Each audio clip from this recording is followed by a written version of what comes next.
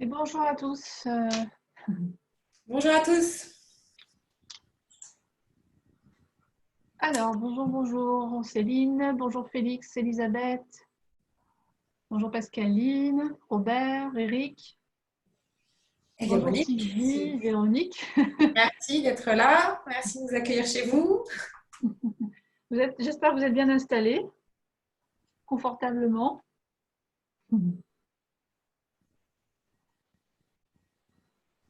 Merci d'être là, d'être présent.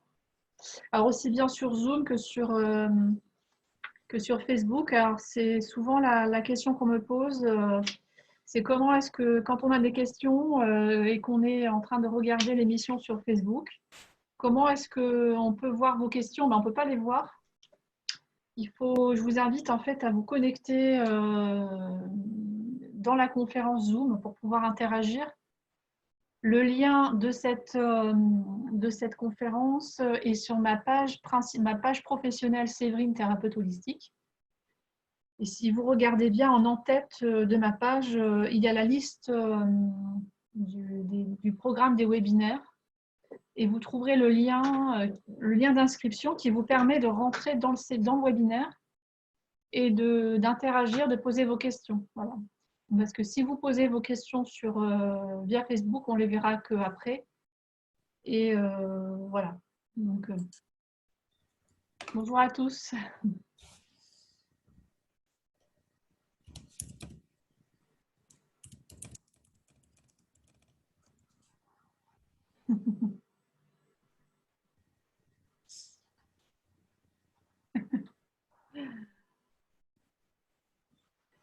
Alors aujourd'hui, nous continuons dans nos chakras, dans l'ascension des chakras. Et donc aujourd'hui, le plexus solaire, donc le chakra du plexus solaire. Donc, comme habituellement, on va en fait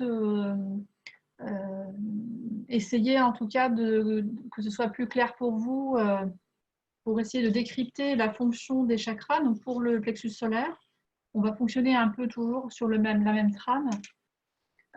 C'est-à-dire explication donc, des symboliques liées au chakra du plexus solaire. Ensuite, bien sûr, parler de son influence physique, son influence émotionnelle, mentale et spirituelle.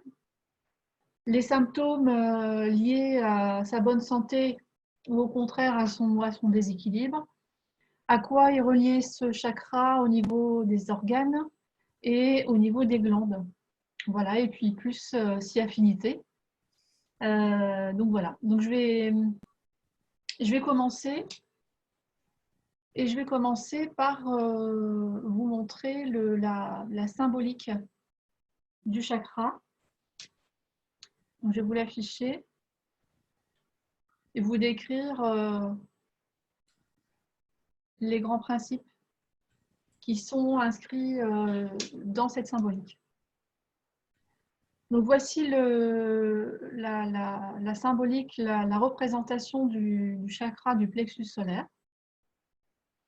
Il y a donc, comme les précédents schémas que je vous ai montrés, et comme vous le savez aussi, il y a toujours une représentation d'un lotus avec un certain nombre de pétales.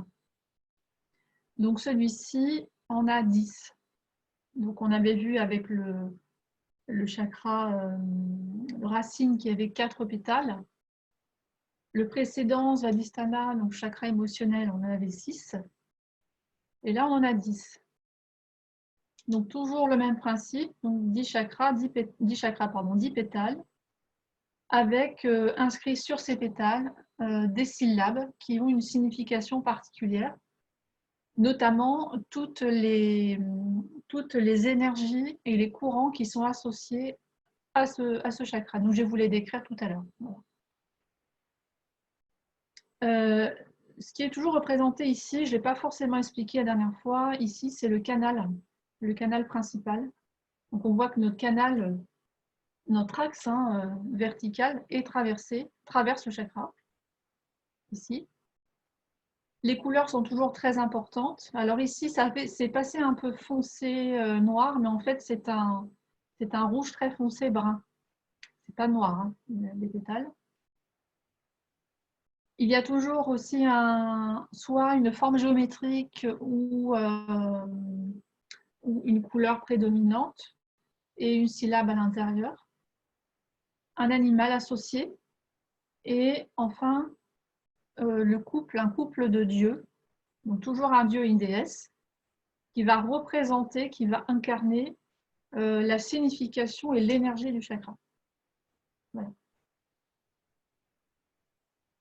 Alors, je vais commencer par décrire, je vais commencer par un ordre différent par rapport à la dernière fois. Alors, le Manipura, c'est le nom du chakra en sanskrit.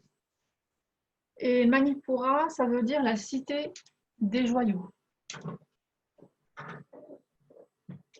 Je vais commencer par la forme géométrique qui est ici, qui est un triangle rouge. Avec, en fait, ici, c'est une sorte de... Vous connaissez la croix gammée, le Svatiska. Ici, en fait, on a la représentation du Svatiska sur les 3 côtés du triangle. Ici. Et là, le Svatiska, en fait, représente le mouvement. Donc, cette forme, le triangle plus le Svatiska à 3 côtés, représente le feu, le mouvement et l'énergie. Donc, cette symbolique représente 3 choses différentes. Donc, la couleur, le rouge, le feu. Le triangle aussi, c'est aussi la représentation du feu. Et cette forme autour, comme une roue qui peut se mettre en route, hein, c'est le mouvement, l'action et l'énergie.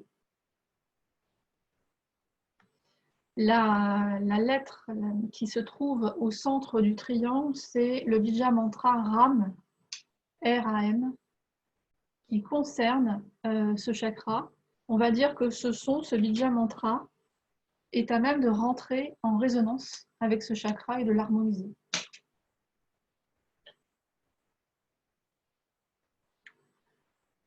Ici, donc l'animal, on a vu, si vous vous souvenez, donc chakra, racine, on avait l'éléphant à 7 trompes. Sur le précédent chakra, donc le chakra sacré, nous avions la symbolique du crocodile. Et là, nous avons la symbolique du bélier. Donc ici, c'est un bélier qui est le bélier, alors ça, je reviendrai juste après, qui est le bélier du dieu Agni, A-G-N-I, donc le dieu du feu. Donc c'est son animal. Alors la représentation du bélier, c'est la force, l'action, et il est aussi relié au feu du sacrifice, au feu du plexus solaire, le feu sacrificiel. Donc le plexus solaire a aussi cette symbolique de transformation, de transmutation par le feu. Donc voilà aussi cette symbolique-là. Alors les 10 pétales vont représenter, comme je l'avais expliqué sur les précédents, vont représenter des peurs et on va dire des limitations qui sont gouvernées par ce plexus solaire et qui peuvent être transformées en leur contraire. Donc, ce sont des limitations à dépasser. Alors, les limitations à dépasser au niveau du plexus solaire. On va retrouver des choses qu'on a déjà dans le chakra sacré. Et vous allez voir, on va les retrouver dans le plexus solaire, en sachant qu'il y a un lien très étroit entre les deux, puisque je vous le rappelle que le chakra sacré est le bassin des émotions, donc là où vont naître les émotions, donc avec l'élément eau. Et c'est par ce chakra que vont s'exprimer les émotions du chakra sacré. Et en plus, on a 2 chakras qui sont opposés par leur élément, donc l'eau et le feu. Donc l'eau va permettre de faire naître l'émotion, de la faire surgir, et le feu du plexus solaire, de la transformer, de l'exprimer. On a vraiment une coopération entre ces 2 chakras ils sont complémentaires. Et en même temps, on va quand même retrouver certains aspects négatifs dans le plexus. Alors, dans les limitations donc, liées au chakra du plexus solaire, nous avons l'ignorance, qui est encore présent ici, puisque nous l'avions aussi dans le chakra sacré. Mais ici, il s'agit d'une ignorance d'un autre sens. On avait dans le chakra précédent l'ignorance qui pouvait se transformer en connaissance. Ici, on a le même sens, sauf qu'ici, c'est plutôt l'ignorance mentale. Tandis que dans le sacré, on avait plutôt une ignorance émotionnelle. On n'est pas sur le même plan. Ensuite, nous avons en deuxième lieu l'avidité, qui est concernée aussi par une pétale. La jalousie, la possession, règle générale. La trahison, la honte, la peur en général, toutes les formes de peur. Le dégoût, l'illusion notamment liée à l'ego. La stupidité, l'idiotie, qui est aussi très reliée à l'ignorance. La tristesse, l'abattement. Voilà, donc c'est le dernier, tristesse, pardon. Donc tous ces états vont s'exprimer plus ou moins selon l'état de notre plexus solaire et comment nous l'avons en fait transcendé. Donc évidemment, ce que je viens de dénoncer est transformé par son contraire. Donc voilà pour ça. Et enfin, nous avons toujours un couple de dieux et déesses. Alors, en tant que masculin représentant de l'énergie masculine, nous avons Rudra, R-U-D-R-A, qui est une forme particulière de Shiva. Et c'est la forme destructrice de Shiva. Donc ça, c'est la forme en fait du feu qui détruit.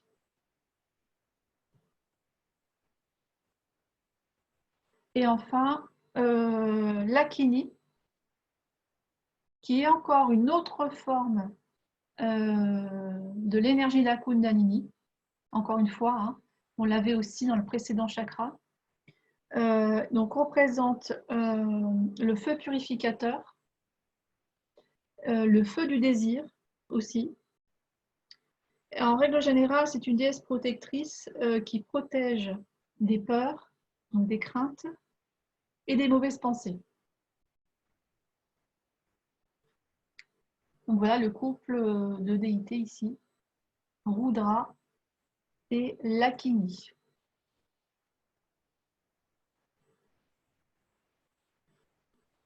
Je vais arrêter le partage.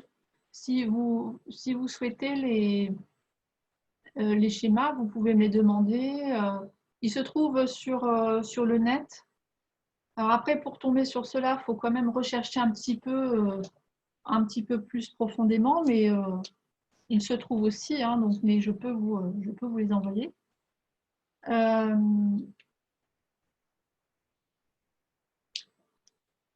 Le mot-clé, en fait, le mot-clé pour ce chakra, c'est le je veux. Donc c'est le vouloir, le centre de la volonté, le centre de la possession et de l'ego. Et comme on l'a déjà un petit peu exprimé la dernière fois, il travaille donc en association avec le chakra sacré. Il va permettre d'exprimer les émotions qui proviennent du bas-ventre, donc du chakra sacré. Voilà. Voilà pour la symbolique. Je te laisse prendre la continuité, Anne-Laure. Allez, on continue. Alors, je vais enchaîner par quoi? Bah oui, c'est le centre, effectivement. S'il y a bien quelque chose de réel dans ce monde de plus en plus virtuel, c'est nos émotions. Et c'est la façon dont va être en interaction effectivement avec les autres, qui va nous permettre d'expérimenter aussi notre vie sur Terre, dans la matière. Donc ce troisième plexus, il est vraiment aussi important que les autres, et c'est aussi le centre en fait où va être redistribué en fait les énergies dans les autres chakras, en fonction justement de nos émotions, parce que nous sommes des êtres d'émotions, même si nous ne sommes pas nos émotions. Le Manipura, il est associé au corps donc émotionnel, et c'est vraiment le siège de l'estime de soi, la confiance en soi, la personnalité. C'est le siège de la volonté. Comme tu disais, le verbe associé, c'est je veux. Je peux, je veux, je peux, je fais. Et c'est bien par ce feu, le feu de l'action, qu'on va pouvoir poser des actes dans la matière. Il représente aussi tout ce qui est notre contact vers l'extérieur, toute notre identité sociale, d'où l'importance en fait d'en prendre soin pour pouvoir justement reprendre ce contact intérieur pour pouvoir supprimer un certain nombre de problèmes d'autosabotage qu'on a hérités au fil du temps.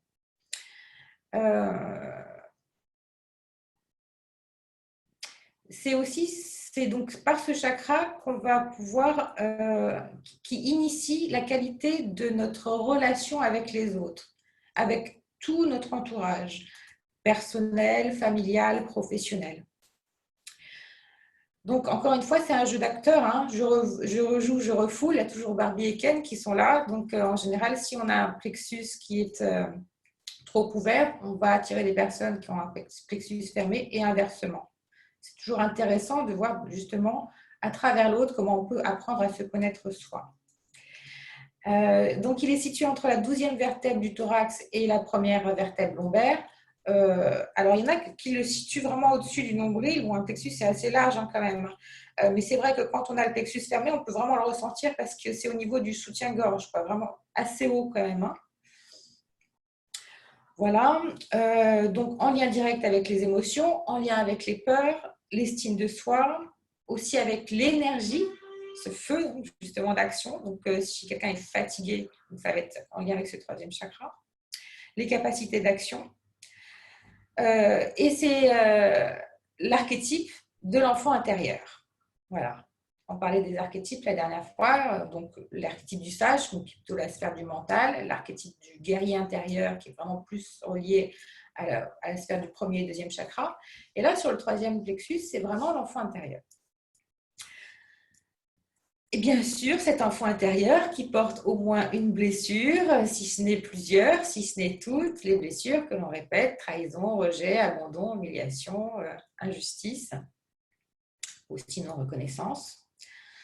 Donc, on y reviendra plus tard, mais c'est le centre en fait de la stabilité interne et externe. D'ailleurs, il est relié, on le verra aussi dans le caractéristique, à la peau, et c'est bien, la peau c'est le plus grand organe, et donc souvent effectivement quand on a ce plexus qui est en berne, on a des problèmes de peau. Caractéristique de ce troisième plexus, il est ancré dans la glande du pancréas. Les organes correspondants, ça va être les muscles, les articulations, l'estomac, rate, foie, intestin grêle, vésicule biliaire, les lombaires, les reins aussi, même si c'est plutôt les premiers et deuxième chakras, la peau, les yeux, puisque le sens associé, c'est la vue, et le système nerveux. La couleur, tu l'as dit, c'est le jaune, l'élément, c'est le feu. Encore une fois, ce feu, c'est vraiment le feu de la volonté. Et ce feu symbolise en fait toute notre digestion. C'est pour ça que c'est en lien avec l'enfant intérieur. Donc, digestion physique, bien sûr, mais digestion émotionnelle, digestion mentale de ce que nous vivons. Le métal associé, c'est le fer. Les minéraux, ça va être l'ambre, la topaze, toutes les pierres de couleur jaune, comme la citrine aussi. Le mantra associé, c'est le ram. Donc, on avait vu l'âme va ram. Et la note associée, hein, puisque c'est d'où l'importance de prendre conscience que chaque chakra est associé donc à une couleur et aussi à une fréquence, à une vibration, et c'est la note mi. Les conséquences d'un plexus bloqué, de l'anxiété permanente, du stress, des pathologies associées aux organes précédemment listés. Ça va être un ventre gonflé, ça va être des douleurs au plexus, oppression au niveau du plexus, oppression au niveau du cœur, pardon. Des reflux gastriques, par exemple, des problèmes de rate, foie, intestin, rein, des tensions abdominales, difficile aussi de se relaxer, donc c'est en lien avec l'anxiété, un sommeil qui ne va pas être réparateur. Ça va être aussi des difficultés à récupérer de manière globale, de manière générale, en fait, après une activité physique ou après une journée de travail, par exemple. D'où ensuite des burn-out, il faut aller jusque-là.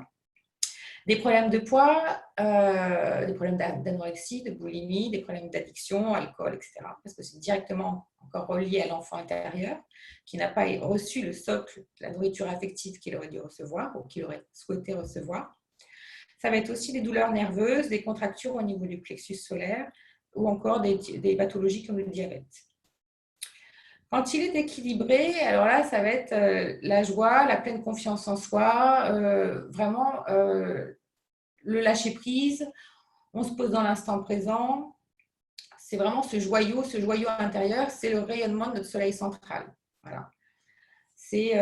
On est quelqu'un de joyeux, de chaleureux, allant vers les autres, tout en préservant aussi sa sphère personnelle. C'est vraiment l'équilibre en fait des émotions, parce que l'enfant intérieur a été reconnecté à ses propres émotions.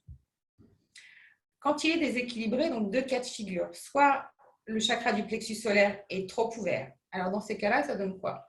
Dans l'extrême, on peut dire que c'est des relations qui sont avec des personnes toxiques ou des perversions narcissiques, etc. Pourquoi? Parce qu'un chakra du plexus, une personne qui a un chakra du plexus solaire trop ouvert, il va être vraiment dans son feu pour dominer les autres. Voilà. Il va être déconnecté de ses émotions, il va être souvent indépendant affectif, et puis il va utiliser ce feu intérieur qu'il ne va pas maîtriser justement, mais dont il va se servir comme pouvoir personnel pour avoir un pouvoir sur l'autre. Donc ça va donner quoi? Oui, je veux aussi rajouter que en fait, donc, la glande associée c'est le pancréas, et le symptôme aussi associé au foie, donc foie-pancréas, c'est la colère. Donc ça va être quelqu'un qui va extérioriser sa colère ou intérioriser quand justement il est en berne. Donc quelqu'un qui va avoir un plexus trop ouvert, ça va être quelqu'un qui va être vaniteux, qui va être orgueilleux, qui va être manipulateur, qui va être rigide, obsédé par le travail, obsédé par l'argent, obsédé par aussi le sexe, parce que comme tu disais, chakra 2 et 3, c'est intimement relié. Il va avoir des obsessions.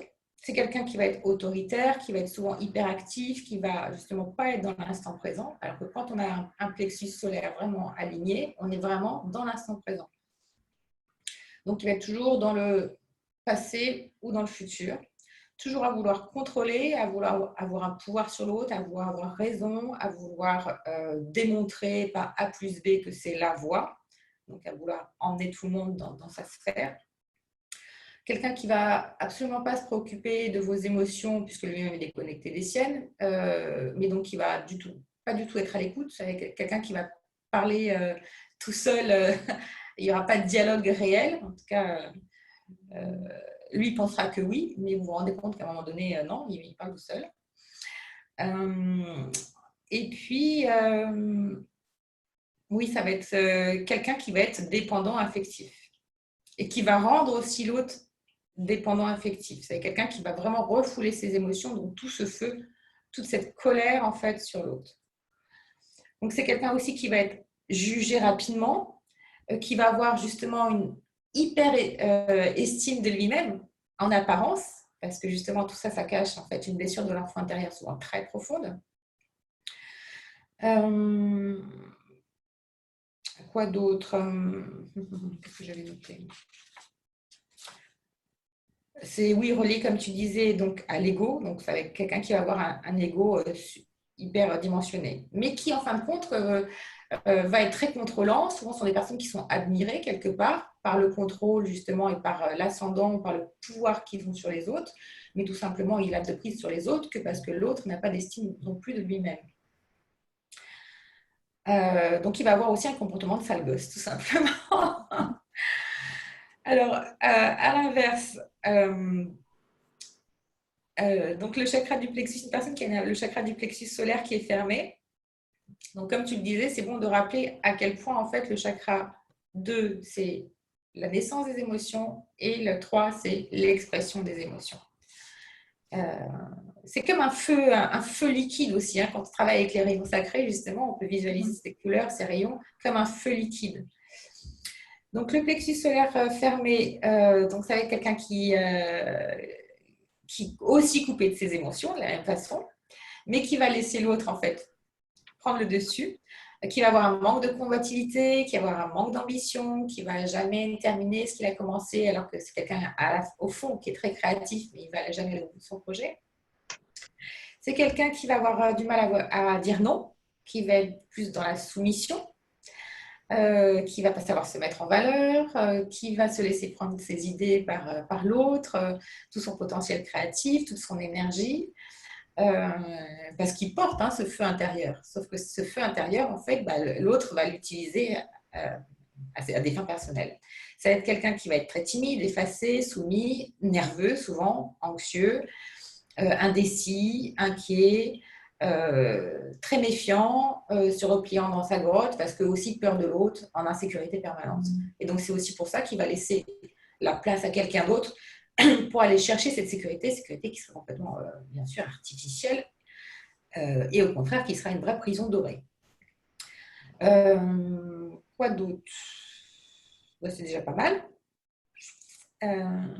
Oui, c'est quelqu'un qui, jusqu'au bout, en fait, quand on a vraiment le chakra solaire en berne, qui va avoir une lassitude de tout et une perte d'envie de vivre. Voilà. Parce que, encore une fois, déconnecté de ses émotions et déconnecté de son enfant intérieur. Donc, cet enfant intérieur blessé, du coup, en fait, ça va donner des couples d'associations qui sont vraiment très intéressants dans la vie de tous les jours, que ce soit des couples sentimentaux, des couples professionnels. À vous de balayer dans votre vie avec comment ce jeu de rôle peut se positionner et d'identifier si justement votre chakra solaire, ça vous permet d'identifier si votre chakra solaire est aligné ou pas. Est-ce que tu veux qu'on passe Oui.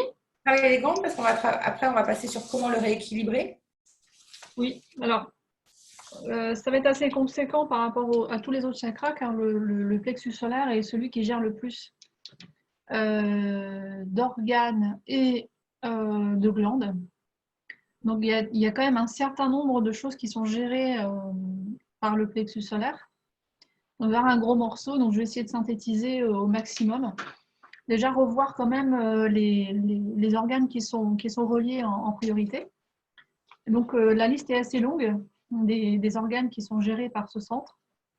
Donc il y a la rate, l'estomac, le foie, le pancréas, l'intestin grêle, le système nerveux,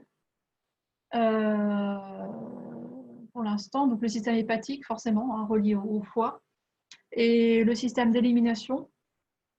Donc c'est quand même un centre très très très important et c'est celui qui précède le cœur, donc c'est le feu purificateur avant de pouvoir ascensionner dans l'énergie du cœur. Alors, pourquoi est-ce qu'il est relié au centre nerveux? Il y a au niveau à peu près de l'épigastre, donc sous la poitrine, en fait une sorte d'interconnexion entre trois systèmes nerveux, parce que nous avons trois types de systèmes nerveux. Donc l'orthosympathique, le parasympathique et le sympathique. En fait, il y a, en gros, pour symboliser, l'orthosympathique est la partie de notre système nerveux qui va nous dynamiser. Le parasympathique, c'est celui au contraire qui va diminuer la tension nerveuse. Et le sympathique va faire le lien avec le cerveau. Donc en fait, la capacité de plexus, c'est en même temps de nous donner l'énergie nécessaire ou la nervosité nécessaire pour agir, mais aussi de savoir aussi baisser la pression quand il le faut également. Et il y a un lien avec le cerveau, qui est intéressant aussi, puisque donc au niveau psychique, il va y avoir un lien très étroit entre nos comportements et on va dire l'activité de ce centre. Voilà. Donc, je ne vais pas approfondir plus parce que c'est très, très compliqué, très complexe. Mais sachez qu'en tout cas, c'est ce centre-là qui va être plus à même de pouvoir gérer notre système nerveux global. Alors, je vais commencer par un organe, par le foie, qui est le plus important des organes du corps. C'est aussi le plus gros des organes. Et c'est le seul de notre corps qui peut se régénérer. Il peut se régénérer complètement en 3 mois. Alors, le foie sert à 3 fonctions principales. C'est un organe qui permet de stocker les nutriments dont nous avons besoin et va en fait les réinjecter dans le sang quand on en a besoin. Alors, le sucre, par exemple, les graisses, les bonnes graisses. C'est pour ça que pour dynamiser un foie, il est important de manger plutôt cru. Et le cuit est plutôt favorise plutôt la rate. Mais si vous voulez vraiment, on va dire, soutenir le foie et vous recharger en éléments nutritifs, optez plutôt pour ce qui est germé et pour tout ce qui est cru. Voilà. D'ailleurs, en médecine chinoise, le foie, c'est l'énergie du bois. Et le bois, c'est tout ce qui est... Alors, on est en plein dedans, c'est l'énergie du printemps. Donc, c'est tout ce qui est, on va dire, les élans premiers, le besoin d'agir, donc le réveil, se réveiller. Donc, c'est vraiment l'énergie printanière. Donc, tout ce qui est racines, crues, germées, vous permet de recharger en minéraux le foie et d'avoir en fait des réserves au cas où vous avez des périodes de fatigue ou de plus de sollicitation que d'habitude. Donc, il stocke les vitamines, les oligo-éléments. Il a aussi une fonction de fabrication. Il fabrique l'albumine. L'albumine qui est en fait fabriquée avec nos protéines. Et l'albumine en fait est chargée en fait de garder un taux de sang suffisant dans nos veines et va permettre de préserver le volume du sang et de la lymphe. Voilà. Il est aussi chargé, il crée aussi des anticorps, il crée aussi des enzymes de digestion. Il agit aussi dans le renouvellement cellulaire, c'est-à-dire que plus vous avez un foie sain, plus vos cellules vont se renouveler plus rapidement.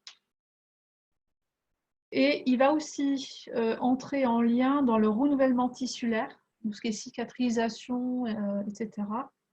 Et il travaille aussi à nourrir en nutriments les tendons. Donc, quelquefois, des tendinites ou des problèmes au niveau des articulations peuvent être un indicateur de problème de foie. C'est-à-dire qu'il n'est pas assez, soit il est trop chargé, soit il n'est pas assez rechargé en nutriments, ce qui fait que les tendons en fait s'assèchent et s'enflamment. Et enfin, un dernier rôle. Donc après le stockage, la fabrication, il permet aussi de désintoxiquer le sang. Donc c'est un grand purificateur. Donc c'est lui en fait qui va filtrer toutes les toxines liées à notre alimentation. Tout ce qui est chimique, toutes les toxicités de l'alimentation. Donc c'est pour ça que le foie est bon à nettoyer de temps en temps, car en fait il va garder les métaux lourds, il va garder les pesticides, tout ce qui est toxique et que nous ingérons par l'alimentation, c'est le foie qui va le nettoyer. Donc évidemment, l'alimentation est très importante. Et en fait, il va se servir des sels minéraux. Donc par exemple, le sélénium, le magnésium, le soufre et le fer vont être captés par le foie. Et c'est ça qui va lui servir à nettoyer le sang. Donc vérifiez aussi si les réserves d'oligo-éléments et de sels minéraux sont constants pour pouvoir faire cette fonction, opérer cette fonction naturelle de nettoyage. Donc voilà. Donc il y a des plantes qui sont très bien pour reminéraliser. Par exemple, il y a la prêle, qui est la prêle, le persil aussi, qui permettent de recharger en sels minéraux. Alors, une dernière chose sur le foie. Alors oui, alors le foie se régénère la nuit pendant que nous dormons et il commence à rentrer en repos vers 3 heures du matin. Donc en fait, il est important pour régénérer le foie correctement de ne pas manger trop tard le soir. Sinon, le problème, c'est qu'il va commencer à se régénérer trop tard dans la nuit. Et si on se réveille trop tôt, eh bien, en fait, le foie n'aura pas le temps en fait, de se régénérer. Et aussi de manger léger le soir plutôt. Voilà. Si on a un foie fragile, faire attention donc à l'alimentation le soir et à l'heure à laquelle vous mangez. Il faudra donc allonger les périodes de jeûne le matin ou faire un jeûne alterné. Le jeûne alterné, c'est manger léger le soir, ne pas prendre le petit déjeuner le lendemain matin et recommencer à manger normalement qu'à partir de midi, 1h. Voilà. Il faut au moins 16 heures, 16 bonnes heures en fait à jeun pour que le foie en fait puisse se régénérer complètement. Et aussi, ça permet de régénérer nos défenses immunitaires, puisque en fait le foie va fabriquer aussi des défenses. Pour rejoindre Anne-Laure, ce qui va beaucoup abîmer le foie au niveau énergétique, c'est tout ce qui est ressassement. Donc ressasser le passé, ressasser sans cesse aussi ses rancœurs, puisque c'est la colère rentrée qui est le poison le plus fort pour le foie. Donc l'amertume, ressasser, être rancunier et en fait revenir tout le temps sur le passé et les inquiétudes. Voilà, donc c'est la peur généralement de l'avenir. Donc ça, c'est le plus toxique pour le foie. Voilà. La rate ensuite, la rate qui se trouve de l'autre côté, du côté gauche de l'estomac, le foie est du côté droit. La rate est aussi un organe purificateur, puisque la rate permet de purifier le sang. En fait, elle détruit les globules rouges qui sont usagés. Donc, elle récupère les globules rouges qui ne peuvent plus servir, qui sont trop anciens, et les détruit. Donc, elle permet de régénérer le sang. La rate peut contenir jusqu'à 1 litre de sang de réserve. Donc, si vous avez un accident ou une forte hémorragie, la rate est à même de combler pour 1 litre de sang qu'on pourrait perdre. Nous avons une réserve naturelle. D'ailleurs, la rate est reliée à la survie et la rate est reliée à l'instinct. Donc, c'est pas pour rien. Donc, en fait, c'est comme une énergie latente qui est prête à être utilisée en cas de danger, en cas d'accident. Et avant la naissance, ce qui est intéressant à savoir, c'est qu'avant qu'un bébé naisse, c'est la rate qui fabrique tous les globules blancs, les globules rouges et les plaquettes. Voilà. Elle garde un petit peu ce rôle dans le sens plus tard, après la naissance, dans le sens où elle contient quasiment toutes nos défenses immunitaires, donc les lymphocytes principalement, et va en fait délivrer les globules blancs dans le corps pour se défendre contre les maladies et alimenter le système lymphatique. Donc voilà pour la rate. Le pancréas, c'est la glande. Donc le pancréas est une glande, donc c'est la glande qui est reliée principalement au plexus solaire. Alors le pancréas, comme vous pouvez déjà le savoir, est relié en fait à une hormone qui est très très importante et très connue, c'est l'insuline.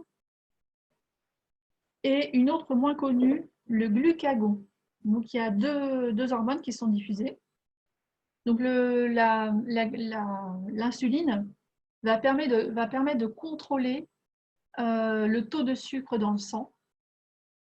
Donc l'insuline en fait permet l'absorption du glucose. Donc si j'ai plus d'insuline, mon taux de sucre dans le sang va augmenter dangereusement. Voilà. donc contrôle la glycémie et permet aussi de faire les réserves de graisse nécessaires pour le corps. Le pancréas a aussi une fonction, surtout au niveau de l'intestin grêle. Donc là, il y a le lien avec l'intestin grêle. Donc là, le pancréas va diffuser les sucs digestifs nécessaires pour digérer les protéines et les graisses.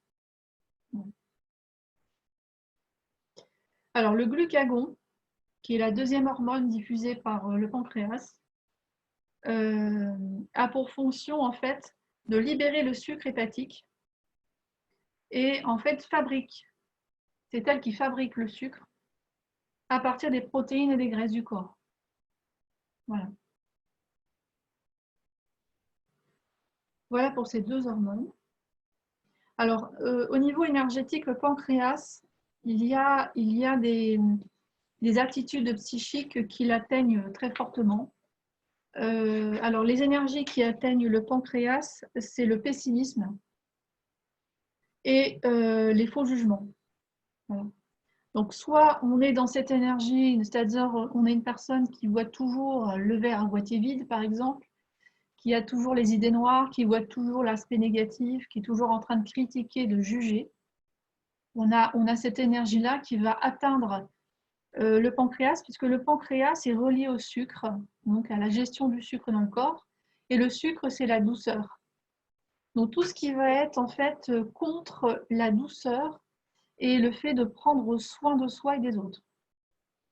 Donc on a ça, soit on a deux personnalités possibles qui peuvent vraiment interférer avec l'énergie du pancréas. Soit on est très pessimiste, soit au contraire on est trop optimiste. Alors, c'est-à-dire qu'une personne qui est trop optimiste va toujours positiver en permanence, même lors, on va dire, de drames personnels. Il y a comme un décalage par rapport à la réalité. Aussi bien celui qui est pessimiste que celui qui est trop optimiste. Il va y avoir un manque d'ajustement et d'alignement avec le moi. Hein, donc, c'est ce décalage avec la réalité qui va provoquer au fur et à mesure en fait, des problématiques au niveau du pancréas. Donc, la problématique la plus connue, c'est le diabète, bien sûr. Et en fait, ça provient en fait d'un mental excessif qui en fait va interagir et va bloquer le moi profond, hein, le moi équilibré. Voilà. Donc en règle générale aussi tous les actes qui vont être inadaptés à l'environnement extérieur ou par rapport à un événement. Voilà.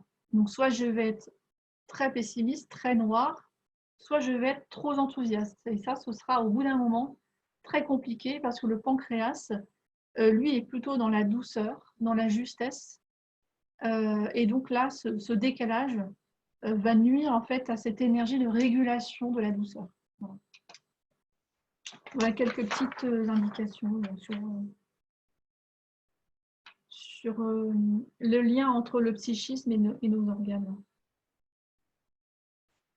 Ben voilà, Norme, c'est Très intéressant. Merci. Et l'intestin, ah oui, j'ai oublié l'intestin grêle. L'intestin grêle est juste la partie de nos intestins la plus longue on va dire en longueur,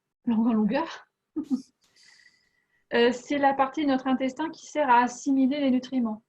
Donc l'intestin grêle va recevoir donc les nutriments nécessaires à notre corps. Il va faire le tri en ce qui est nécessaire et pas nécessaire. Voilà. Et le côlon va récolter les déchets, en fait. Voilà, donc en lien très étroit, l'intestin grêle avec la bile, la vésicule biliaire et le pancréas. Voilà. Sans ça, en fait, l'assimilation est très mauvaise. On ne va pas assimiler les bons nutriments, en fait, pour notre corps. Voilà, voilà. J'ai eu le cas hier justement d'une personne que j'accompagne en séance et qui avait justement des soucis intestin grêle qui était précurseur en fait, et c'est souvent le cas aussi. Notre corps nous parle avant même qu'il y ait des prises de conscience. Ah oui, Donc, oui. c'est intéressant de voir quels symptômes, ces troubles à ce niveau-là. Il les a eus juste avant en fait, le début de son éveil. Voilà. Et donc, de rassembler en fin de compte les symptômes qu'on a eu dans le corps, à quel moment, comment on le vit aujourd'hui dans notre corps, qu'est-ce qui se passe, parce qu'en fin de compte, c'est quand même assez troublant de voir comment on peut rassembler les morceaux du puzzle entre justement nos organes, nos glandes, nos plus petites cellules, leur connexion entre elles, la façon dont elles communiquent et ce que l'on vit dans notre vie courante de tous les jours, dans nos expériences de vie et dans la façon dont on se sent, dont on est en pleine santé aussi dans notre corps. Mais ce centre-là, c'est vraiment, en fait, et la digestion physique et la digestion émotionnelle, c'est-à-dire de quelle façon je vais encaisser les chocs de la vie en général. Hein. D'ailleurs, l'estomac, on se dit qu'on est choqué, on dit toujours j'ai reçu un coup de poing dans l'estomac. Donc c'est vraiment cette symbolique-là de comment je vais digérer les chocs de la vie, les événements. Et en fait, c'est tous ces organes-là concernent vraiment l'absorption de ces chocs et comment est-ce que je vais les gérer, comment est-ce que je vais faire aussi la transmutation de ces événements. Ça aussi, et comment en fait je vais aligner, parce que c'est aussi l'ego, il y a plusieurs types d'ego. D'ailleurs, il y a une logique dans nos webinaires, puisque samedi, je présentais un webinaire sur l'ego. Et on va voir qu'on a plusieurs types d'ego. Donc, il y a les sous-personnalités, on va dire, qui sont plus négatives, qui agissent comme des barrières, comme des limitations. Mais on a aussi les subpersonnalités. Et on a l'ego équilibré, l'ego en fait conscient. On appelle ça l'ego conscient. Lui, en fait, il est très, très connecté au soi. Il est d'accord pour évoluer. D'accord ? Mais le problème, justement, de ce centre-là, c'est que si on est trop attaché, effectivement, au pouvoir, on l'a vu, trop attaché au passé, trop attaché aussi à mes événements antérieurs. Donc, si je ne vais pas avoir cette ouverture pour avancer dans la vie et passer outre, en fait, c'est cette expérience et essayer de tirer, en fait, l'essence de cette expérience, je vais en fait atteindre ce centre très fortement, donc il va évidemment être tiraillé, et je vais en fait ne pas être aligné avec mon soi et cet ego supérieur en fait qui est dans la justesse. Donc on le voit avec le pancréas, c'est assez net, c'est-à-dire à partir du moment où je vais agir dans ma vie extérieure en décalage total avec la réalité de la vie, et aussi avec ce que je suis profondément dans mon soi, ça va faire tout un tas de dérèglements qui vont se répercuter sur mes organes digestifs. Quasiment tous. Le pancréas, ça va être plus en long terme. La pression va monter au fur et à mesure. On a vu aussi que le lien au sucre, au diabète aussi, c'était lié au chakra racine. Il va y avoir une montée en pression au fur et à mesure. Le feu va monter aussi et va créer des problématiques de tension, plus le diabète, en fait. Donc voilà, donc ce centre-là, après je te laisse continuer, nous indique comment est-ce que nous sommes alignés par rapport à notre moi supérieur et comment on réussit finalement par le feu du plexus à transcender nos expériences. C'est vraiment, pour moi, c'est l'axe central entre mon soi et mon moi, le plexus solaire. Voilà. Voilà. Je te laisse.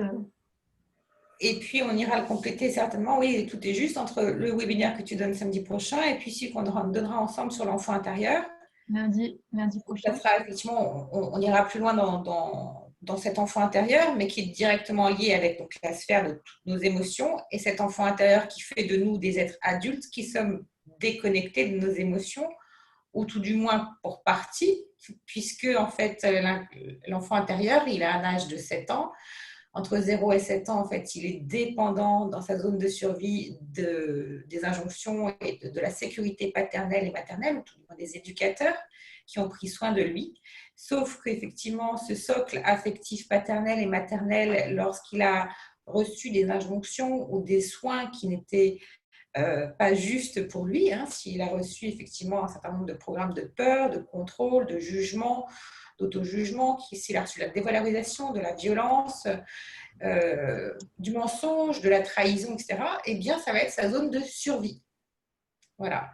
Donc, et comme cet enfant se sera coupé de ses émotions pour satisfaire les injonctions parentales et pour ne pas se couper de sa zone de survie et pour ne pas se couper de l'amour parental, eh bien, ça donne en fait à l'âge adulte un adulte qui aura suivi le chemin éducatif, religieux, suivant la droite lignée du schéma éducatif, mais qui n'aura pas été reconnecté à son soi, donc qui sera déconnecté de ses besoins, des besoins de son âme.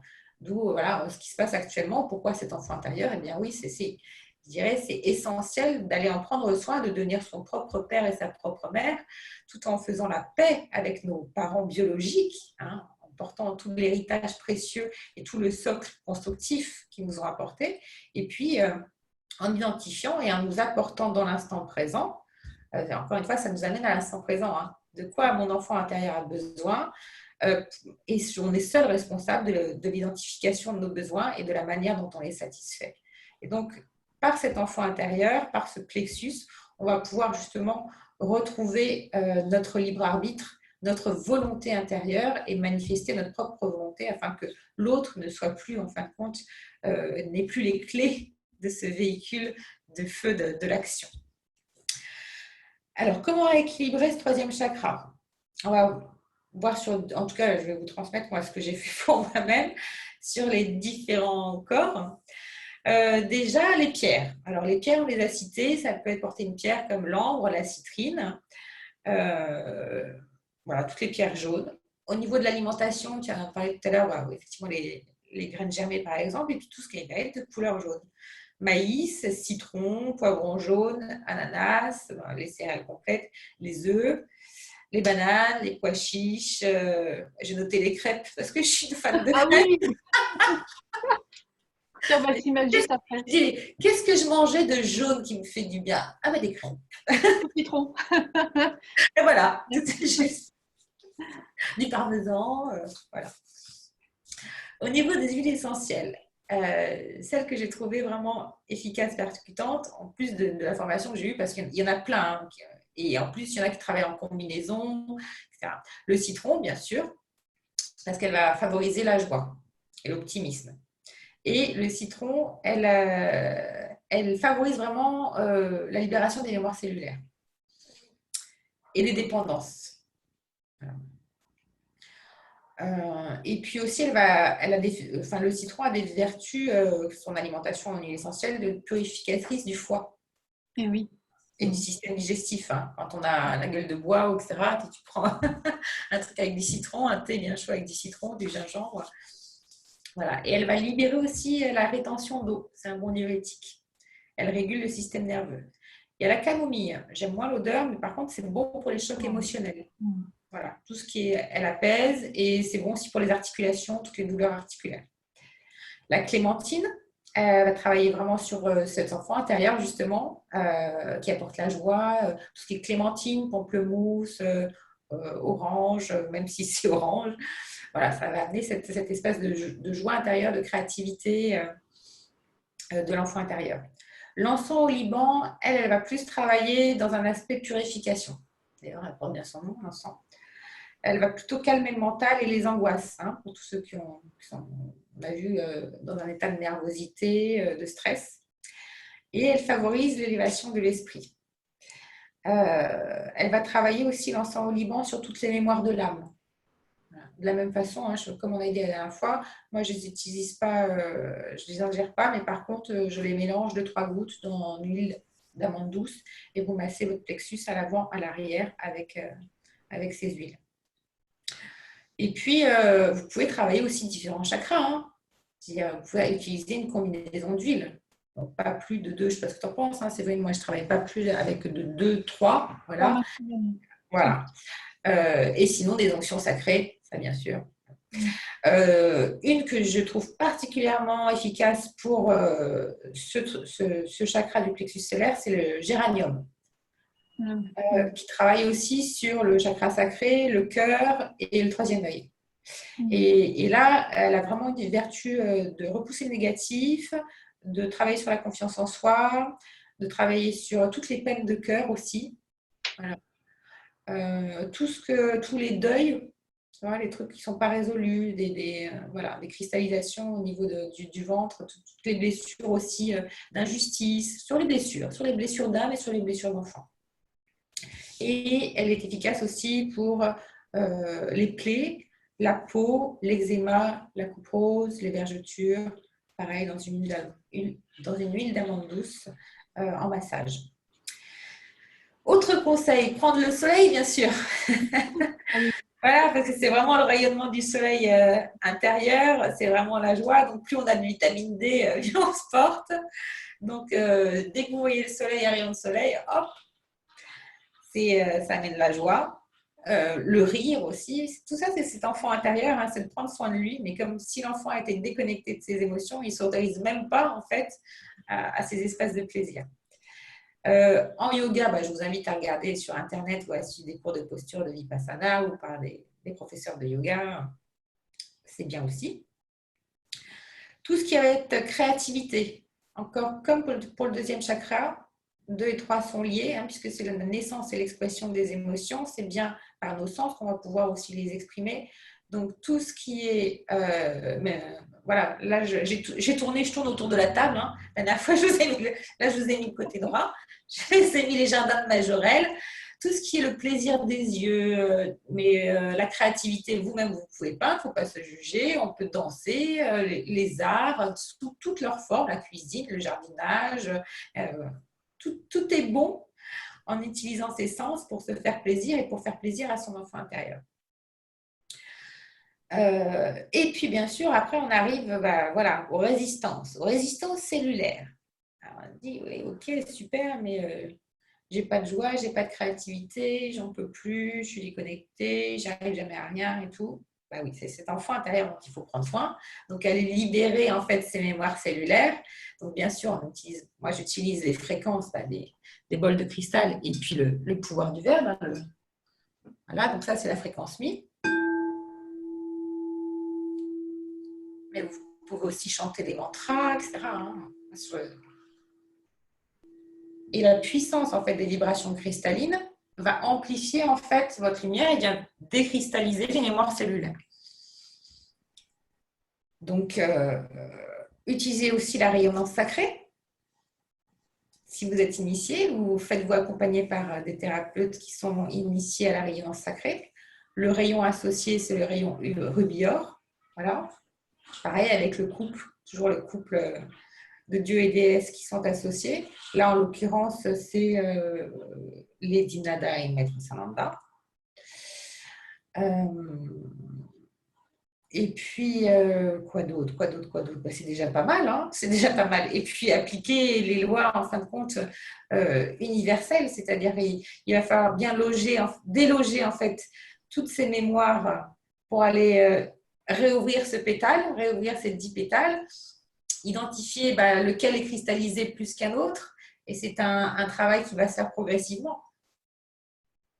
Oui, et je pensais aussi à quelque chose au niveau rat de foie, parce qu'effectivement, l'estomac et le foie, c'est le rayon doré rubis qui va être intéressant. Par contre, la rate a une petite subtilité, elle va plutôt préférer la couleur orangée du chakra sacré, hein, puisqu'il y a une connexion entre le sacré et la rate, puisque les deux, en fait, vont nous parler d'instinct du ventre. Donc, en fait, la rate, pour recharger la rate, c'est plutôt le rayon orangé qui va être le plus efficace. Et elle nous permet, en fait, d'avoir la réserve nécessaire. Elle nous permet aussi d'avoir l'impulsion La rate nous permet de nous connecter à nos impulsions primaires et à nos motivations. Et elle est ce carburant nécessaire et le foie va plutôt manifester. Voilà. Donc en fait, un bon équilibre des deux nous permettra d'aboutir nos projets. Il ne suffit pas en fait d'en avoir un qui est équilibré et pas l'autre. En fait, il faut les deux. C'est-à-dire la rate qui nous fournir le carburant nécessaire, donc l'élan, l'instinct aussi d'agir et le désir de faire. Et le foie qui est de l'autre côté du corps, lui, il va plutôt s'occuper de manifester les choses, donc savoir par exemple s'organiser, hein, planifier, vision à long terme, hein, le foie. C'est pour ça qu'il est relié à la vue, donc ce qui nous permet en fait de voir à long terme, de discerner et de s'organiser dans le temps pour pouvoir en fait réaliser notre projet. Hein, sans ces deux énergies, il va manquer forcément un appui. Voilà. Ça me traversait pendant que tu t'exprimais aussi sur ça. Et on en parle notamment, on en parle beaucoup en médecine chinoise. Hein. L'énergie du foie, on est dedans. Donc on est dans l'énergie de la manifestation. Donc logiquement, on devrait être dans la préparation à la réalisation, ça dans la planification. Donc le printemps, c'est s'organiser pour pouvoir mettre au jour ces projets dans l'énergie de l'été. Donc l'été, c'est le soleil est au plus haut. Donc c'est là où en fait les projets s'incarnent et que la lumière est faite. Voilà. Donc là, on sort très nettement, on est sorti de l'hiver dans cette période en fait d'incubation des projets, donc de préparation, on va dire de maturation. Et au printemps, on commence à émerger et commencer à s'organiser, à planifier comment je vais pouvoir mettre en place ce projet. Donc ça, c'est l'énergie du foie. Et puis après, par la suite, on rentre dans le cœur, dans l'énergie du cœur, donc l'été, donc pour pouvoir manifester le projet. Voilà le rythme en fait, le rythme logique et les énergies des saisons qui nous aident en fait à nous rythmer par rapport aussi à nos centres. Par ce chakra solaire, donc vraiment pour moi, on se réapproprie notre pouvoir personnel. Et à mon sens, comment j'ai expérimenté, comment je vois quand j'accompagne, si cet enfant il n'est pas reconnecté à ses besoins, donc c'est là où en fin de compte on passe du stade qu'on vit tous, hein, enfantin, parce que quand on voit ce qui se passe au niveau collectif, c'est tout simplement un comportement puéril et enfantin, voilà, des enfants tyrans qui tyrannisent les autres.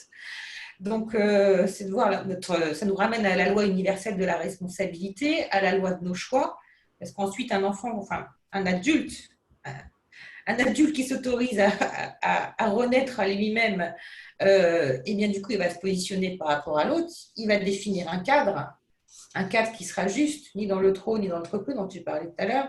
Il va pouvoir se positionner, faire des choix, faire ses propres choix et puis des non-choix comme on a pu le faire, hein, en se pardonnant. Hein, tout ce qu'on a fait comme choix, c'est juste. Mais je crois que là, aujourd'hui, on nous amène justement de plus en plus à faire des choix. On va être amené à faire des choix très rapidement aussi dans les semaines, dans les mois qui viennent. Ça nous amène aussi à la loi de l'honnêteté vis-à-vis de nous-mêmes. Quand on reconnaît cet enfant intérieur, on est nu. Hein, c'est revenir à moi comme des petits-enfants. C'est l'humilité, on est nu face à nous-mêmes. Génial aussi parce qu'en fin de compte, quand on enlève justement cette carapace du moi égo ou de celui qui se croit adulte et qui veut manipuler alors qu'en fin de compte c'est un enfant blessé, finalement ça, non seulement on se retrouve dans notre authenticité, donc face à nos choix, et là on voit avec objectivité, avec lucidité quel choix on a fait et quel choix on peut faire maintenant. On a toujours les choix de continuer et de se prendre la tête dans le mur, hein, ou à choisir une autre voie. Et ce qui est très juste aussi, c'est que du coup, on voit l'autre comme il est, c'est-à-dire on voit l'autre aussi dans son petit personnage d'enfant blessé. C'est ça qui est intéressant. Et il n'y a pas de quelqu'un plus haut, quelqu'un plus bas. Je crois qu'on est tous à la même enseigne de l'école de la vie. De là, il serait temps que, vous disiez, c'est la période de l'adolescence, là, en ce moment, pour Bah, en l'humain. fait, Voilà. le plexus, c'est à partir de 7 ans. Mm. Il se développe particulièrement chez l'enfant. Et en fait, c'est la préparation, effectivement, à la puberté. Donc, on est dans cette énergie-là, en Mm. fait, hein. Donc, nous devenons, nous rentrons dans la période d'adolescence. C'est ça. Et quand ce plexus-là, on se rapproprie notre pouvoir personnel, bon, tout en travaillant, bah, on enlève un certain nombre, on ne peut plus nous la faire, on ne peut plus aussi nous gaver d'informations qui du coup ne correspondent plus à des croyances qui auraient pu être nôtres. Mais on ne se laisse plus, voilà, on se laisse plus berner par des personnes malveillantes. Et une fois qu'il est équilibré, chakra, ensuite on peut accéder à ce portail du cœur. Et tu en as parlé tout à l'heure. Mm. Pour moi, ça vient après, une fois qu'on s'est redonné cette naissance-là, que ce portail du cœur, il peut vraiment s'ouvrir. D'ailleurs, le plexus aussi est relié derrière dans le dos, au niveau des reins. Et il y a un centre énergétique ici qui agit un peu comme une pompe qui va faire monter, qui va conforter la Kundalini, en fait, qui va la magnifier et qui va la propulser vers le cœur. Hein, voilà, parce qu'en fait, la Kundalini ascensionne, hein, de centre en centre vers le haut. Et au niveau de ce plexus-là, enfin, de ce centre-là, en fait, le rayonnement du plexus solaire va permettre de renforcer la Kundalini, de la sublimer et de la propulser vers le cœur. Donc il y a vraiment une étape ici cruciale. Avant de pouvoir entrer dans le cœur, on n'y est pas encore en tant que, je veux dire, au niveau de l'humanité, au niveau du collectif. Nous nous préparons en fait à rentrer dans l'énergie du cœur. Nous avons besoin de nous débarrasser de nos personnalités, de nos masques, du paraître, et de revenir aussi à l'essentiel. Il y a un petit aller-retour qui est fait aussi au niveau du sacré, hein. Le sacré, c'est l'essentiel. Donc revenir à l'essentiel. Donc des fois, on va un peu avoir l'impression pendant cette période d'un peu revenir en arrière, donc de devoir un petit peu reculer sur certaines décisions que nous avons prises parce qu'elles ne sont finalement pas nécessaires. Donc on revient dans notre sacré pour aller un peu revenir à l'essentiel, et on peut revenir après dans le plexus solaire, on va dire dénudé de tout ce qui ne nous est pas utile, en fait. Donc voilà, donc c'est vraiment le centre des personnalités, de l'ego. Et il y a aussi l'illusion, hein, dans ce chakra. Donc en écartant les voiles de l'illusion liées à nos personnalités, nous pouvons faire apparaître le soi. Et là, le soi, à ce moment-là, une fois qu'il est bien apparu, parce qu'il est toujours là, hein, c'est juste qu'il est voilé, on peut aller ascensionner dans le cœur, hein, puisqu'on est, nous devenons effectivement connectés à notre énergie, à notre pouvoir personnel, à notre puissance personnelle. Nous avons aussi, dans ce stade-là, compris qui nous sommes, hein, aussi, compris qui nous sommes, quel est notre rôle dans cette incarnation, puisque ici, c'est le centre aussi des rôles, mais pas des petites personnalités qui se donnent des rôles pour cacher, comme tu disais, l'enfant blessé. Non, non, là, il s'agit vraiment de la lumière intérieure, du soleil intérieur. Donc, qui je suis, et c'est vraiment le lien au feu. Donc, on le voit dans notre stage Vivre l'amour alchimique, on verra que les archétypes qui sont liés au plexus solaire, ce sont des archétypes qui détiennent le feu des projets, le feu d'une meilleure vie partagée dans le monde, le feu des désirs, le feu des rêves aussi, et surtout des missions que nous avons besoin d'exprimer dans la matière. Ouais, Voilà. je pense il y a beaucoup de personnes en ce moment qui justement bah, ont des choix à faire, des choix professionnels, des choix de quitter de quitter un foyer, des choix de quitter un travail, alors avec toutes les peurs de perdre derrière. Il faut aussi se dire que de toute façon, pour recevoir, il faut perdre quelque chose. On est un disque dur saturé, pour accepter de recevoir le nouveau, à un moment donné, il faut justement lâcher l'ancien. Et ce principe d'initiation qu'on est en train de vivre en ce moment, c'est effectivement, comme tu dis, comme un système d'ascenseur. C'est-à-dire que pour passer à l'action, on dit, bah oui, mais qu'est-ce que je vais faire? Je ne sais pas encore, etc. Eh bien, il n'y a qu'un retour à soi à faire pour aller se connecter à son soi, justement, se libérer de toutes ces couches pour qu'ensuite, ce feu de l'action se passe et soit manifesté par ce troisième plexus et quatrième par le portail du cœur. N'attendons plus de l'extérieur que ça vienne. C'est le retour vers soi, vers sa responsabilité, vers ses choix. C'est un travail de discipline, le travail d'initié. Et je pensais tout à l'heure, là on n'en est qu'au troisième chakra, mais pour le septième, quand tu vas faire avec le 999, tu sais, pour les détailler. On va passer la nuit. Mais tous sont interreliés. Oui. Voilà, tous sont interreliés. Voilà, il n'y a pas un chakra, pas une porte d'entrée énergétique qui doit être mise de côté. Il y a une interdépendance dans cette ascension. Oui, c'est aussi l'être solaire, hein, c'est le lien avec l'être solaire, le plexus solaire. Donc l'être solaire, c'est qui nous sommes dans notre pleine lumière, dans notre pleine incarnation. On est en plein dedans. Ouais. En plein dedans. Oui, Isabelle, merci de rappeler qu'effectivement, les chakras, c'est un système d'ascenseur. Donc, quelquefois, c'est pour ça qu'on a besoin d'aller à nouveau se plonger dans les chakras du bas pour aller soit aller venir se reconnecter à des fonctions plus essentielles, plus primaires, hein, pour se délester aussi. Et en fait, pour pouvoir mieux remonter, même si dans notre vie, nous grandissons en même temps que les chakras se développent, il y a dans notre aussi des moments où on a besoin de régresser quelque part, si je peux dire régresser, mais de revenir dans des chakras plus inférieurs parce qu'on est initié en permanence à des strates différentes. Tous les chakras, en fait, sont animés aussi par des plans et des strates différentes. Et en fait, on peut être amené à revisiter un chakra, mais d'une autre manière, hein, parce qu'on a compris les strates d'avant, les étapes d'avant, et on ne cesse en fait de monter d'étape en étape, jusqu'à ce qu'on sublime complètement le centre. Voilà. Est-ce que je ressens, je ne sais pas ce que tu en penses, Séverine, ce que vous en pensez, mais les initiations, elles se font justement, on pense que les initiations, elles se font quand on est en haut, quand on va chercher. Mais non, elles se font vraiment quand il y a le silence en nous et qu'on va justement les ramener dans les profondeurs. Quoi. Bien sûr. C'est là, hein, quand on dit Dieu se tait, c'est l'intégration. Ouais. Et bien, c'est bien un système aussi, le plexus solaire d'intégration, c'est bien celui-là.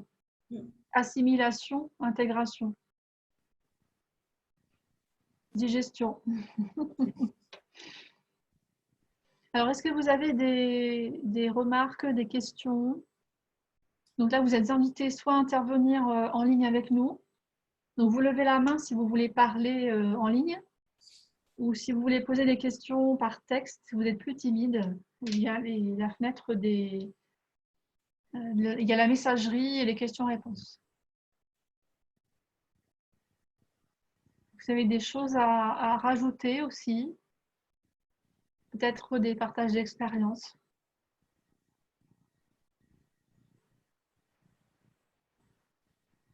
Est-ce qu'il y a quelque chose qui n'a pas été clair, qui a besoin d'être approfondi dans la mesure de notre possible?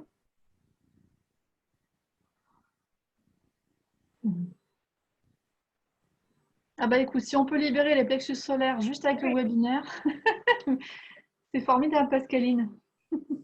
Bah, moi, ça ne m'étonne pas de nous, tant mieux, je dirais. Et après, tu en feras autant, Pascaline, parce que c'est ça en fait, c'est pas ça ton voisin. C'est ça qui est génial. Et Bah, oui, oui, quand il est on va dire quand le feu est actif, effectivement, quand on l'a sublimé, il n'y a pas besoin de beaucoup de technique, hein, juste d'être dans le champ ou dans la présence, ça suffit pour allumer en fait le feu des autres, hein, vraiment Ouais. pour... C'est pour ça que les soins à distance marchent et c'est ça qui est fantastique. C'est justement, c'est le rayonnement, l'émanation de la vibration. Et si on partage ça en ce moment, c'est que justement, ensuite, ça fait boule de neige. C'est le principe C'est des que vases chacun communicants, hein. œuvre ensuite sur les personnes que vous allez rencontrer, ça va être la même chose. Voilà. Par contre, c'est pareil, si on a des centres qui ne sont pas actifs et qu'on est en face de quelqu'un qui a ce centre actif, on va se laisser emplir de lui. Ouais. C'est des vases communicants. Ouais. Mhm. Alors, le prochain chakra, chakra du cœur, on l'a programmé la semaine prochaine, La semaine d'après le 2 mai, je crois, non? Ou c'est la gorge le 2 mai? Non, Ah non, pardon, je dis une le bêtise. cœur avant.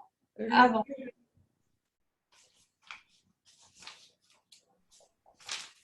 On aborde l'ego samedi, j'anime un webinaire sur l'ego samedi après-midi avec Elisabeth. Voilà, après, je crois que lundi, nous nous retrouvons avec l'enfant intérieur avec Anne-Laure lundi après-midi. Et juste après, le chakra du cœur, soit le lendemain, soit 2 jours après. J'ai plus trop les dates en tête, mais Oui. il y a une logique en fait, hein. On va faire Oui, l'ego, logique. l'ego samedi, l'enfant intérieur lundi. Et puis après, là, on pourra vraiment aller sur cœur et gorge. Enchaîner sur cœur et gorge.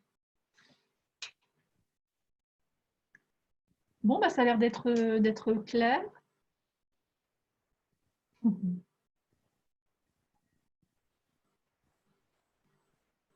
Bon, bah, on va s'arrêter là à ce moment-là, s'il n'y a pas Allez. d'autres choses. Un bon rayonnement. Alors profitez-en. Là, je ne sais pas si vous avez un rayon de soleil, et un grand rayon de soleil. Nous, oui. Vous avez le droit de passer la tête ou de faire le tour du pâté de maison. Oui, il se recharge avec le soleil, hein. Ouais, ouais.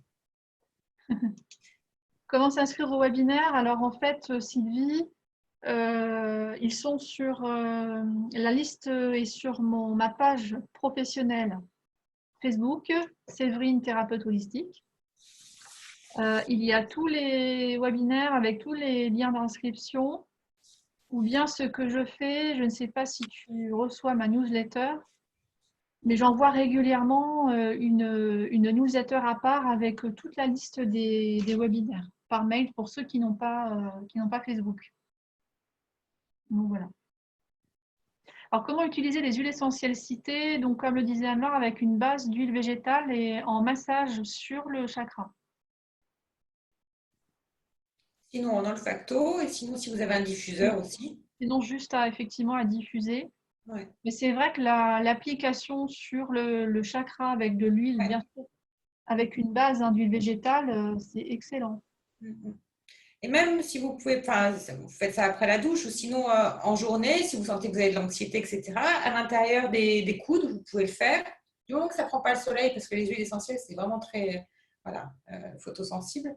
Derrière les genoux aussi, ou à l'intérieur des coudes, ou sur les poignets, une goutte. Voilà.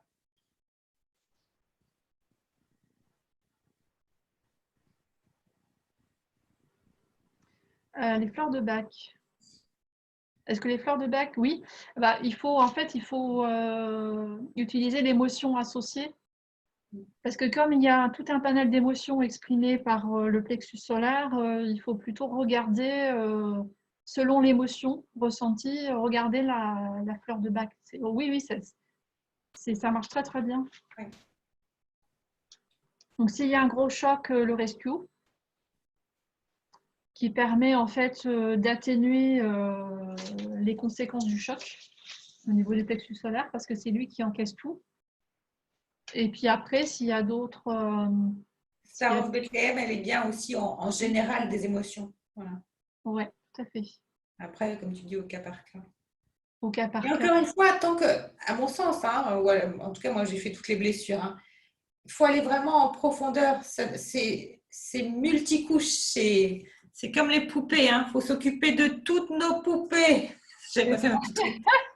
Alors, Hein, Après la poupée Barbie, la poupée russe. Voilà, il faut s'occuper de tous nos corps. Donc, si on reste juste en surface sur la peau, ça ne va pas libérer l'émotion, hein.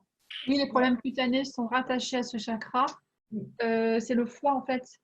Le foie, en fait, quand il est chargé, on va avoir des éruptions cutanées euh, sur la peau en général, sur le visage beaucoup. Donc, c'est pas une légende, hein, si on mange trop de charcuterie et trop de sucré. Si on a des boutons sur la peau qui apparaissent ou la peau un peu plus grasse, par exemple, ou des impuretés au niveau du visage, c'est le foie qui est surchargé. Ah non, c'est pas une blague. Eczéma, Voilà. psoriasis, Allergie, c'est oui, directement relié avec l'enfant intérieur. Les c'est le problèmes foie. d'alimentation, c'est directement relié avec l'enfant intérieur. Enfin, souvent, hein, c'est ça. La boulimie, c'est plutôt par rapport en relation à la mère. Voilà, quelqu'un qui va prendre du poids, etc. Donc, soit des loyautés, soit la relation à la mère. Et l'anorexie, ça va être plus par rapport au père. Mais moi je dirais, dans tous les cas de figure que j'ai vus, c'était, voilà. Oui, le cuir chevelu. J'allais le dire, Eric. C'est aussi le cuir chevelu. Donc, si vous avez des boutons sur le cuir chevelu ou des plaques, c'est le foie. Il y a une détox à faire et c'est le moment de le faire. Quoique c'est un peu tard, mais c'est encore le moment. On a passé la période du printemps où on était encore influencé par l'élémentaire. Donc là, on est bien dans le bois, donc dans le foie. Donc, ouais, le boulot. Alors, ce que je conseille pour nettoyer le foie, c'est effectivement la sève de bouleau. Par contre, il faut la boire fraîche. Assurez-vous qu'elle a été extraite quelques jours avant, parce qu'après, elle a tendance, c'est pas qu'elle n'est pas bonne, mais après, elle a tendance à fermenter et elle devient aigre avec le temps et c'est beaucoup moins agréable de la boire. Il y a aussi, je conseille toujours le l'aubier du tilleul aussi. L'aubier du tilleul, c'est l'écorce intérieure du tilleul hein, qui est en fait vendue en copeaux. Soit vous faites bouillir 20 minutes à la casserole jusqu'à ce que vous ayez une substance un peu rougeâtre qui sort du tilleul et vous en buvez 1 litre par jour pendant 10 jours. Et il y a le romarin aussi, effectivement. Sinon, alors le biais du tilleul, c'est ce que j'utilise tous les ans, moi personnellement en tout cas. Ça fait beaucoup de bien. Et ça nettoie pas que le foie, ça nettoie aussi les reins et tous les émonctoires. Et le boulot, c'est super aussi. C'est vrai que ça décristallise toutes les impuretés, toutes les toxines qui sont dans le foie, les reins. Le romarin aussi, Véronique disait, avec des Et pas que tisanes avec romarin, thym, de la le sauge romarin, aussi. l'estragon, mais plus Ouais. sur les intestins, l'estragon. Mm.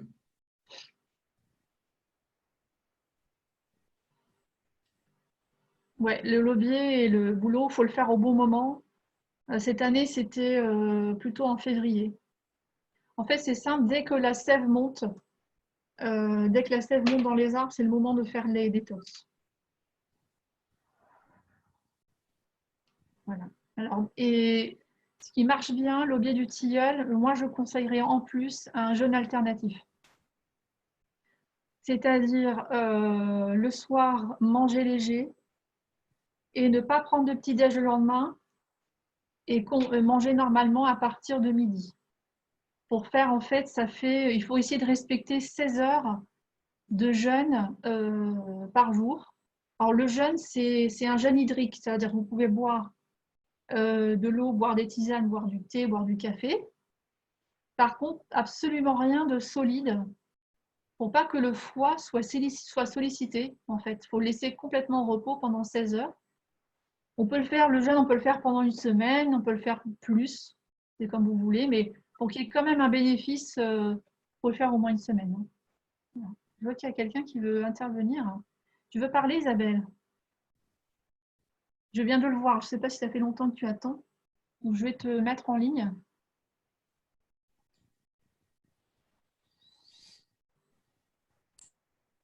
Alors, vérifie que ton micro est bien activé.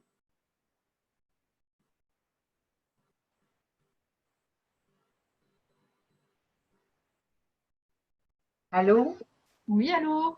Bonjour. Bonjour. C'était juste par rapport à la notion de chakra, rond-point et ascenseur, mais tu as répondu entre-temps. Donc, comme j'avais vu que tu n'avais pas vu la main, voilà. En tout cas, merci mille fois toutes les deux, c'est passionnant. Merci. Merci Isabelle. À Merci beaucoup. bientôt. À Merci. bientôt. Bon après-midi à toi. À bientôt.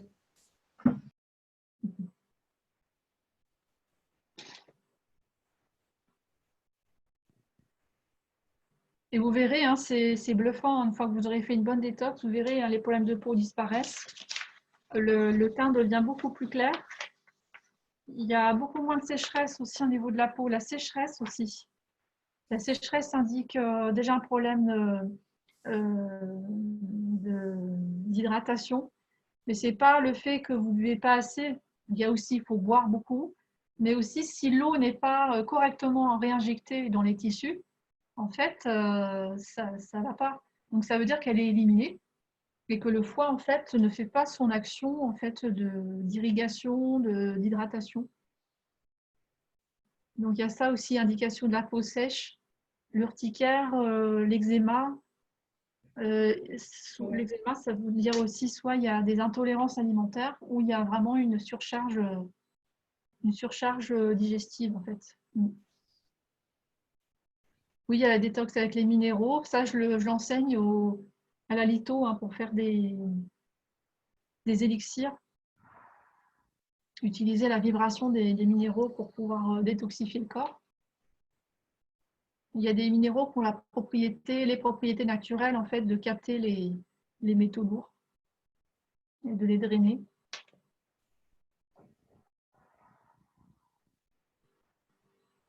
Bon, Bon, rendez-vous au prochain. oui, au prochain, avec grand plaisir. Merci. Merci Séverine, merci à vous. Merci à toi. Et Et puis à la puis, prochaine fois, des gros bisous. oui, oui. Prenez À soin la de vos prochaine collectifs. fois. S'il vous plaît, sur N'hésitez le pas à web. partager aussi si ça vous a plu. Oui. Voilà. C'est Oui. important aussi pour nous, pour vous, pour les autres. Il va y Voilà. avoir le replay déjà sur Facebook et puis après le YouTube qui va circuler. Voilà. Merci à tous. À À très bientôt. bientôt. Bisous, bisous. Bisous.